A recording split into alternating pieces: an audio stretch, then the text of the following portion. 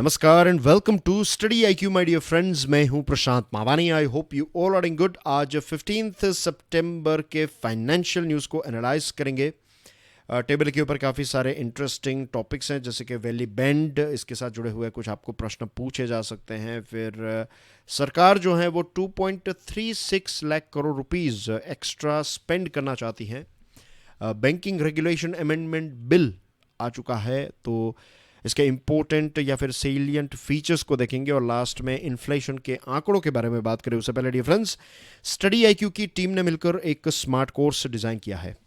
ये smart course UPSC civil services examination 2021 में आपकी बहुत ज़्यादा मदद कर सकता है। ये आपकी प्रीलिम्स और मेंस एग्जामिनेशन की प्रिपरेशन को सॉलिड बना सकता है। ज़्यादा जानकारी के लिए what you have to do, you have to just download our mobile application. Google Play Store में जाइए, स्टडी आईक्यू के मोबाइल एप्लीकेशन को डाउनलोड कीजिए। सारी इन्फॉर्मेशन वहाँ पर अवेलेबल है। एक मज़े की बात, 21 सितंबर तक ईएमआई की ऑफ़र भी अवेलेबल है। Make the most out of this offer. Lecture की पीडीएफ को डाउनलोड करना चाहते हैं, then this is my Telegram channel. अगर आप फेसबुक के ऊपर हैं, then you can follow me on Facebook. This is my Facebook page. You can write me your messages. अगर कोई question, queries, doubts हैं, if you want to say share your greetings, anything, then you can use this FB platform. तो सबसे पहले बात करते हैं valley band के बारे में। डियर फ्रेंड्स, वैली बैंड एक बहुत ही छोटी सी खबर है, लेकिन एक इम्पोर्टेंट खबर है, क्योंकि आत्मनिर्भर भारत के पॉइंट ऑफ व्यू से अगर देखा जाए, स्टार्टअप के पॉइंट ऑफ व्यू से देखा जाए, तो ये कोई छोटी बात नहीं है। ऐसे टॉपिक्स के ऊपर से आपको प्रश्न भी पूछे जा सकते हैं, राइट। आपको पूछा जा सकता है कि हाल ही में वैली बैंड जो है वो न्यूज़ में था, तो वो किस ऑर्गेनाइजेशन, किस इंस्टीट्यूशन के साथ जुड़ा हुआ है। तो it is Indian institute of management, Kozhikode. तो वैली बैंड जो है ये एक प्रकार का वेरेबल है, as you can see on your screen, और इसका मेन रोल है वो ये है कि सोशल डिस्टेंसिंग नॉर्म्स को इम्प्लीमेंट करने में ये हमारी काफ़ी मदद कर सकता है। ये एक ऐसा डिवाइस है जो मान लीजिए कि आपके हाथ में वैली बैंड हैं और आपके फ्रेंड के हाथ में वैली बैंड हैं, राइट। तो अगर आप एक दूसरे के नज़दीक आते हैं, 3 फीट से ज़्यादा नज़दीक आते हैं, तो वाइब्रेट होता है, साउंड बजर्स होते हैं और फ्लैश लाइट्स भी सेट की जा सकती हैं। तो इससे आपको पता चलेगा कि आपको सोशल डिस्टेंस मेंटेन करना है। बहुत सारी कंपनीज़ में इसका इस्तेमाल, ऑफिस में इसका इस्तेमाल जो है वो किया जा सकता है। इसको Qual5 इंडिया प्राइवेट लिमिटेड ने, ये एक स्टार्टअप है और इसके को फाउंडर जो हैं वो एक महिला हैं, उनका नाम है किरण मई। तो किरण मई इसके को फाउंडर हैं और इस Qual5 इंडिया प्राइवेट लिमिटेड ने इसको डेवलप किया है, वैली बैंड को। वैली बैंड को फंडिंग और ये प्रोजेक्ट जो है, इसका मॉनिटरिंग जो है वो IIM कोझिकोड के जो बिजनेस इंक्यूबेटर और एंटरप्रेन्योरशिप डेवलपमेंट सेंटर है उसने किया है। तो ये एक इन्फॉर्मेशन आपको ध्यान में रखनी है। और वैली बैंड जो है ये ब्लूटूथ टेक्नोलॉजी के ऊपर काम करता है, ब्लूटूथ लो एनर्जी टेक्नोलॉजी के ऊपर काम करता है। ये रिचार्जेबल है और ओमनी डायरेक्शनल है। किसी भी डायरेक्शन से अगर कोई दूसरा ये वैली बैंड पहनने वाला व्यक्ति आपके नज़दीक आएगा तो ये आपको अलर्ट कर देगा। तो this is small yet very important information. ये जीके नॉलेज को ध्यान में रखिएगा। आगे बढ़ते हैं। आगे बढ़े उससे पहले डियर फ्रेंड्स, इस लेक्चर को दूसरे स्टूडेंट्स के साथ शेयर ज़रूर करें। अगर आज का वीडियो आपको पसंद आता है, then hit the like button और हमारी चैनल को सब्सक्राइब करना ना भूलें। अब कुछ सीरियस टॉपिक्स के बारे में बात करते हैं, राइट।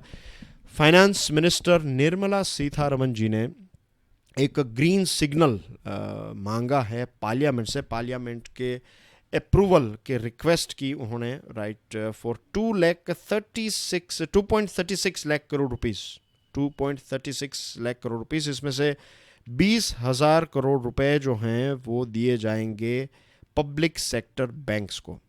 ये बॉन्ड के माध्यम से, बॉन्ड्स जो हैं वो इश्यू किए जाएंगे and it will be, this money will be injected in the banks. 20,000 crore rupees और 1.67 लाख करोड़ रुपीस जो हैं ये कोविड-19 रिलीफ मेजर्स के लिए इसका इस्तेमाल किया जाएगा। टोटल ग्रॉस एडिशनल एक्सपेंडिचर कितना होगा इस साल? 2.36 लाख करोड़ रुपीस। इसका थोड़ा हम इसको I will break it down for you guys. हम इसके कंपोनेंट्स को समझेंगे कि फॉर एग्जांपल एमजी नरेगा के लिए कितने हैं एंड थिंग्स लाइक दैट। तो ये जो 1.67 लाख करोड़ रुपीस हैं, इसमें से ये 2.36 हैं, उसमें से 1.67 लाख करोड़ रुपीस जो हैं नेट कैश आउटगो, तो ये बैलेंस हैं। और एडिशनल जो है 69,000 करोड़ रुपीस जब आपको ऐड करेंगे then you will get this figure. तो 69,000 करोड़ रुपीस जो एडिशनल हैं, ये अलग अलग मिनिस्ट्रीज़ के पास जो पैसे हैं, डिपार्टमेंट्स ने जो पैसे बचाए हैं, या फिर जो रिकवरी हुई हैं, जो रिसिप्ट्स जो पैसे मिले हैं अलग अलग मिनिस्ट्रीज़ को, तो इसका टोटल रफली होगा 69,000 करोड़ रुपीस। अब रिकैपिटलाइजेशन ऑफ बैंक्स, इसकी आवश्यकता क्यों है? इसकी आवश्यकता इसलिए है क्योंकि बहुत सारी बैंक्स जो हैं, लेट्स से एक बैंक है, इस बैंक ने एक इंफ्रास्ट्रक्चर का एक प्रोजेक्ट था, उस प्रोजेक्ट में लोन दी थी। अब लॉकडाउन की वजह से ये प्रोजेक्ट जो है वो स्टॉप हो गया। लॉकडाउन जब खुल गया तो अनफॉर्चुनेटली ये प्रोजेक्ट जो हैं वो उस जगह पर हैं जहां पर लोकल लॉकडाउन्स चल रहे हैं। तो अगर लोकल लॉकडाउन चल रहे हैं तो ये इंफ्रास्ट्रक्चर का काम जो है वो आगे नहीं बढ़ पाया है, अपने शेड्यूल को मिस कर दिया है। प्रोजेक्ट जब अपने शेड्यूल्स को मिस करते हैं, डेडलाइंस को मिस कर देते हैं, तब उनकी कॉस्ट बढ़ जाती है। क्योंकि पहले जो I give you one example, let's say कि आपने कोई जेसीबी अर्थ मूवर जो हैं वो 2 महीनों के लिए रेंट के ऊपर लिया था, लेकिन अब काम नहीं हुआ है, तो अब आपको उनको उस पर्टिकुलर मशीन को एक और महीने के लिए रेंट पर, या फिर रेंट उसका एक्सटेंड करना पड़े, एक और महीना आपको चाहिए वो। पहले आपने ये सोचा था कि 10 महीनों में काम ख़त्म हो जाएगा, तो उसके लिए जो भी लोगों को आपने रिक्रूट किया था, अब 2 महीने और ऐड हो चुके हैं, तो 12 महीने हुए हैं, तो 2 महीने की एक्स्ट्रा सैलरी उनको पे करनी पड़ेगी, 2 महीने का एक्स्ट्रा इलेक्ट्रिसिटी बिल, 2 महीने की सारी जो भी जितना टाइम एक्सटेंड होता है उतना खर्च जो है वो बढ़ जाता है, और उतना ही प्रॉफिट जो है वो कम हो जाता है। तो बहुत सारे ऐसे इंफ्रास्ट्रक्चर के प्रोजेक्ट्स हैं जिनका प्रॉफिट तो ठीक, उनके बहुत ज़्यादा लॉसेस हुए हैं, करोड़ों का नुकसान हुआ है, तो क्या वो बैंक को टाइम पर पैसे पे कर पाएंगे? नहीं। तो बैंक की सिचुएशन क्या होगी? बैंक के पास कैपिटल नहीं होगा। तो ऐसे से ये बैंक के पास कैपिटल ना होने का मतलब ये है कि पूरी इकोनॉमी के ऊपर ख़तरा होना। तो बहुत सारी ऐसी बैंक्स हैं जिनको एक प्रकार का रिकैपिटलाइजेशन, उनको उनमें पैसे जो हैं वो इंजेक्ट किए जाएंगे। वैसे ये चीज़ नहीं होने वाली थी, लेकिन कोविड-19 के पहले की बात करें तो सारी चीज़ें धीरे धीरे ठीक ठाक हो रही थी, लेकिन कोविड-19 की वजह से गवर्नमेंट को पैसे जो हैं वो इंजेक्ट करने ही पड़ेंगे।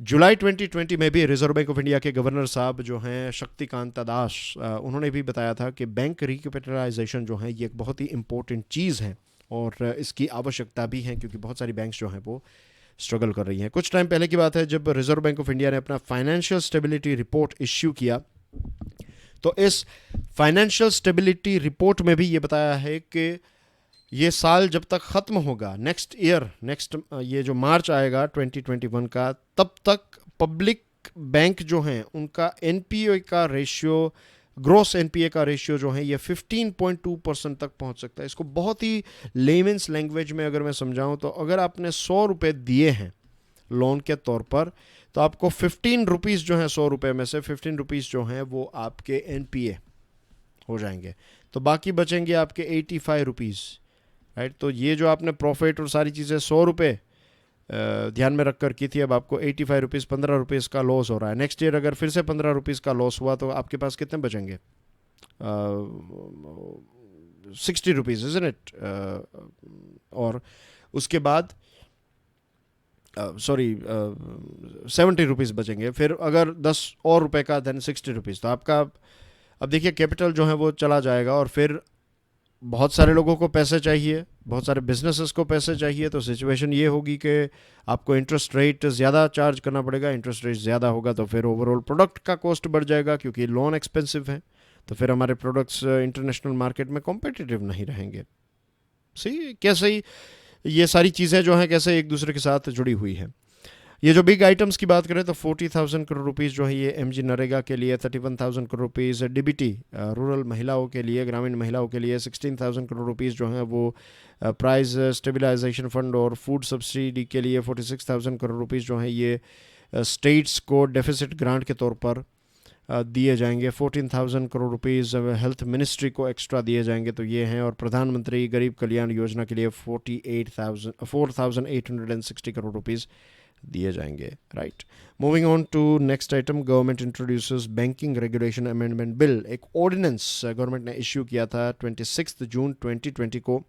अब ऑर्डिनेंस को आपको रिप्लेस करना होता है। ऑर्डिनेंस जो हैं ये इमरजेंसी के टाइम पर एक प्रकार का टूल है जो सरकार यूज़ करती है, लेकिन जब भी नेक्स्ट सेशन आता है तब उसका एक बिल इंट्रोड्यूस करना पड़ता है। तो निर्मला सीतारमन जी ने एक बिल इंट्रोड्यूस किया है, और ये जो बिल है इसका नाम है बैंकिंग रेगुलेशन अमेंडमेंट बिल 2020। ये बिल जो हैं ये आरबीआई को एक्स्ट्रा पावर्स देता है। पावर यह है कि आरबीआई अगर चाहें तो किसी बैंक को रीस्ट्रक्चर कर सकती हैं। आरबीआई जो है वो दो बैंक्स को मर्ज भी कर सकती हैं। अगर उनको लगता है आरबीआई को कि एक बैंक जो है वो बहुत स्ट्रगल कर रही है, अगर उसको रीस्ट्रक्चर करने की ज़रूरत है तो आरबीआई वो करेगी। अगर आरबीआई को लगता है कि रीस्ट्रक्चर नहीं, लेकिन इस पर्टिकुलर बैंक का मर्जर होना चाहिए बड़ी बैंक के साथ, तो वो भी करने की छूट दी जाएगी। और ये सारी चीज़ें मोराटोरियम के बिना, यानी कि विड्रॉवल जो हैं डिपॉजिटर के विड्रॉवल के ऊपर कोई भी ब्रेक नहीं लगाई जाएगी। कस्टमर को कोई इसमें पता भी नहीं चलेगा, इश्यू भी नहीं होगा। कस्टमर का जो भी चल रहा है वो स्मूथली चलेगा ऑपरेशंस, और बैंक का मर्जर या फिर रिस्ट्रक्चरिंग जो है वो इस हिसाब से किया जाएगा। इसी के साथ हमारे देश में 1540 जितने कोऑपरेटिव बैंक्स जो हैं, जिसमें 86 मिलियन जितने डिपॉजिटर्स हैं, तो इनको भी बैंकिंग रेगुलेशन एक्ट 1949 के तहत लाया जाएगा। ये कोऑपरेटिव बैंक्स भी अब आरबीआई को रिपोर्ट करेगी। The government sought to withdraw a bill introduced earlier as changes made in the Banking Regulation Act via ordinance has also had to be incorporated. अब विड्रोवल्स और लैंडिंग मीन्स ये जो moratorium की बात करें तो Punjab and Maharashtra cooperative bank का एक बहुत बड़ा इश्यू हुआ था, कंट्रोवर्सी हुई थी, रिमेंबर। और उस टाइम पर बहुत सारे डिपॉजिटर्स हैं तो वो अपने पैसे जो हैं वो उठा नहीं पा रहे थे महीनों तक ये पैसे, क्योंकि आरबीआई ने इसके ऊपर रेस्ट्रिक्शन लगा दिया था, एक मोराटोरियम लगा दिया था विड्रॉवल लिमिट के ऊपर।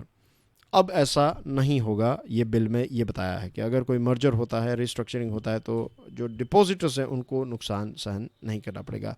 लास्ट आइटम जो है ये महंगाई यानी कि इन्फ्लेशन के साथ जुड़ी हुई है। टमाटर के दाम अगर बढ़ जाते हैं तो दैट इज़ नॉट इन्फ्लेशन, लेकिन ओवरऑल सारे वेजिटेबल्स और प्रोडक्ट्स के दाम बढ़ जाते हैं then that you can call definitely inflation. Inflation थोड़ा बहुत कूल हुआ है, लेकिन फिर भी ये 6 से ज़्यादा ही है, 6% से ज़्यादा है।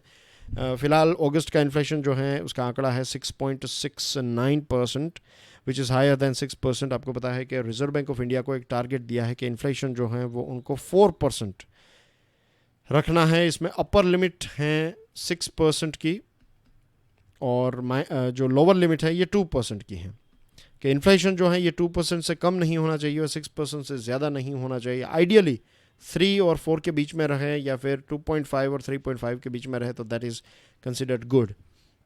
ऐसा हमें देखने को मिला था अगस्त 2019 में, आज से लगभग 1 साल पहले 3.28% था इन्फ्लेशन, तो ये काफ़ी कंट्रोल में था। लेकिन यहाँ पर देखिए कि 6.69% है, फिर भी हम थोड़े बहुत खुश हो रहे हैं, क्योंकि इससे पहले के आंकड़ों को देखें तो चीज़ें और ज़्यादा महंगी थी। इन जुलाई इट वाज 6.73%, सो जुलाई से थोड़ा बहुत ड्रॉप हुआ है, तो that is also not bad. इसको ऐसे जैसे मैंने आपको बताया इस रेंज में होना चाहिए, 6 से कम और 2 से ज़्यादा की रेंज में तो डेफिनेटली होना चाहिए। ये गवर्नमेंट ने ही टारगेट दिया है आरबीआई को, लेकिन क्योंकि इन्फ्लेशन अब 6.69 है, तो आने वाले टाइम में जब मॉनेटरी पॉलिसी की मीटिंग होगी तब उस टाइम पर रेट कट जो है वो नहीं किया जाएगा, क्योंकि अगर रेट कट किया जाता है तो पैसे की कीमत कम हो जाती है, पैसों का फ्लो बढ़ जाता है, और लिमिटेड प्रोडक्ट्स हैं और बहुत ज़्यादा पैसे हैं तो चीज़ें और ज़्यादा महंगी हो सकती हैं, इज़न्ट इट। तो रिज़र्व बैंक ऑफ इंडिया जो हैं वो नेक्स्ट उसकी जो मॉनेटरी पॉलिसी कमेटी है उसने लास्ट टाइम जब मीटिंग हुई थी तब रेपो रेट को वैसे ही रखा था, इसमें कोई चेंजेस नहीं किए थे। Repo rate at present is 4%, right, और आने वाले टाइम में भी ऐसा ही रखा जाएगा, ऐसा लग रहा है। फूड इन्फ्लेशन की बात करें तो वेजिटेबल्स, पल्सेस, ऑयल, फिर मीट, फिश, ये सारी चीज़ें जो हैं ये लास्ट मंथ की बात करें तो 9.05 परसेंट क्लॉक किया था. जुलाई में it was higher 9.27%. Last month it was 9.05%. तो थोड़ा कम था कंपेयर टू जुलाई, लेकिन still it is very high, near to double digit. Urban inflation देखें तो इट इज़ 6.8%. रूरल इन्फ्लेशन भी ज़्यादा है. और अच्छी खबर यह है कि होलसेल इन्फ्लेशन जो है ये पॉजिटिव हुआ है. It was in negative contraction में था होलसेल इन्फ्लेशन, लेकिन ये पॉजिटिव हुआ है. इसका मतलब ये है कि अब धीरे धीरे ये सारे प्रोडक्ट्स जो हैं, जो प्रोड्यूसर्स हैं, तो उनकी प्राइसिंग पावर जो है वो धीरे धीरे रिकवर हो रहे हैं. तो दैट्स अ गुड साइन. लेकिन ओवरऑल इन्फ्लेशन जो है वो काफ़ी ज़्यादा है. That's everything in today's discussion. Thank you very much for watching this video. God bless you all. जय हिंद.